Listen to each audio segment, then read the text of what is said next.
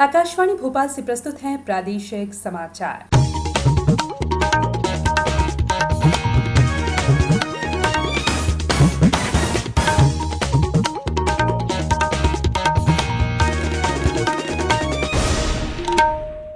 नमस्कार, समाचारों के साथ मैं संयुक्ता बनर्जी। मध्य प्रदेश में राज्यपाल लालजी टंडन ने आज एक सादे समारोह में 5 मंत्रियों को पद और गोपनीयता की शपथ दिलाई। नरोत्तम मिश्रा, तुलसी सिलावट, कमल पटेल, गोविंद सिंह राजपूत और मीना सिंह ने आज मंत्री पद की शपथ ली। राज्य में कोरोना संक्रमण के कारण मंत्रिमंडल छोटा रखा गया है। 23 मार्च को शपथ लेने के बाद से मुख्यमंत्री शिवराज सिंह अकेले ही काम कर रहे थे और लगभग 1 महीने बाद उनके मंत्रिमंडल ने शपथ ली है। शपथ ग्रहण के दौरान सोशल डिस्टेंसिंग सहित कोरोना संक्रमण से बचाव के सभी उपायों का पूरा ध्यान रखा गया। भोपाल के रेड जोन में होने के कारण और भीड़ कम रखने के लिए मीडिया को भी इस कार्यक्रम के कवरेज से दूर रखा गया और शपथ ग्रहण कार्यक्रम का लाइव प्रसारण जनसंपर्क विभाग के YouTube चैनल पर किया गया। देश में कोविड-19 के 1336 नए मामलों की पुष्टि होने के साथ ही संक्रमित लोगों की संख्या 18,601 हो गई है। स्वास्थ्य और परिवार कल्याण मंत्रालय ने बताया है कि अब तक 3,250 लोगों को उपचार के बाद छुट्टी दे दी गई है।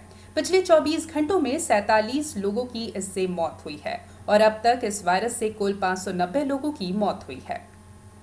प्रदेश में कोरोना संक्रमित लोगों की संख्या बढ़कर 1500 के करीब पहुंच गई है।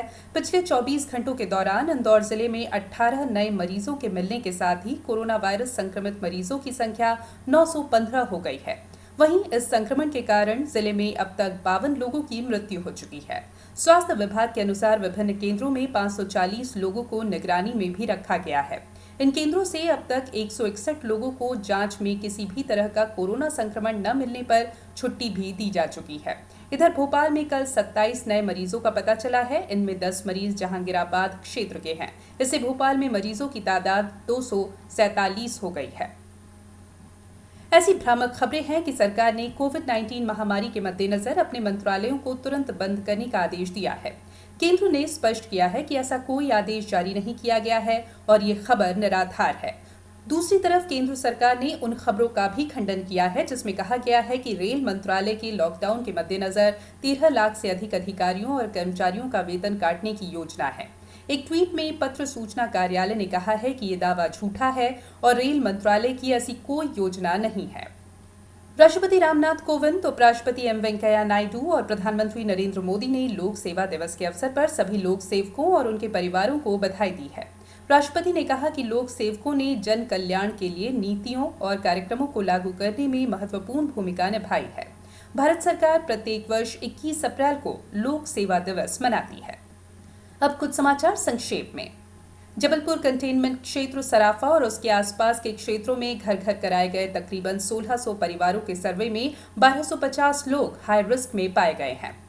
उज्जैन में कोरोना संक्रमण से पॉजिटिवों की संख्या 37 और मृतकों की संख्या 7 हो गई है।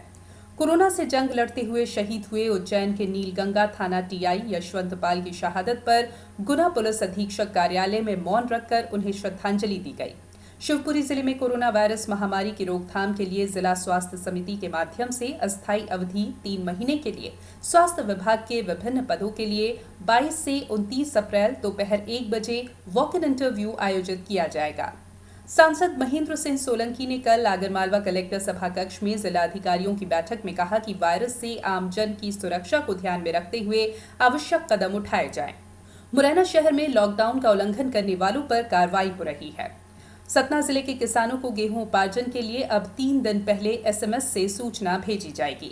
और अनूपपुर में इलेक्ट्रिक दुकान में आग लग गई जिससे दुकान पर रखा इलेक्ट्रिक का सामान जलकर राख हो गया।